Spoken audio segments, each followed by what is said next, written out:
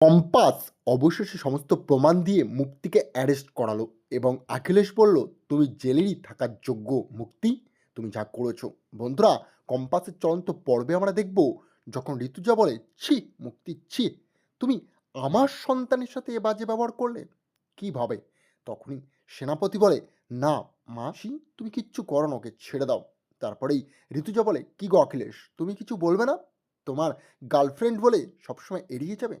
অখিলেশ গিয়ে একটা ঠাঁটিয়ে চড় মারে মুক্তির গালে এবং বলে, "সবটা মেনে নিচ্ছিলাম, কিন্তু এটা সহ্য হলো না। তুমি যেটা করেছো সেটা খুব নোংরা কাজ। আমার ছেলের জীবন নিয়ে তুমি খেলা করছো, বিহানের জীবন নিয়ে। তার জন্য তোমাকে তার শাস্তি আমি দিয়েই ছাড়বো। তুমি কি ভাবলে এত সহজে ছেড়ে দেবো? কম্পাস, ফোন কর তো পুলিশকে। আজকে মুক্তি বুঝেই নিক কতটা আমরাও দৌড়তে পারি।" এবং মুক্তিকে সঙ্গে সঙ্গে পুলিশ এসে হাতে হাত করা পড়ায়। মুক্তি বলে, "ক্ষমা করে দাও আমাকে।" সেনাপতি বলে, "প্লিজ মাকে নিয়ে যেও না। মা ভুল করেছে কোনোভাবে। কিন্তু এমন ক্ষতি করো না মায়ের। আর মাকে একবারের জন্য সুযোগ দেওয়া হোক।"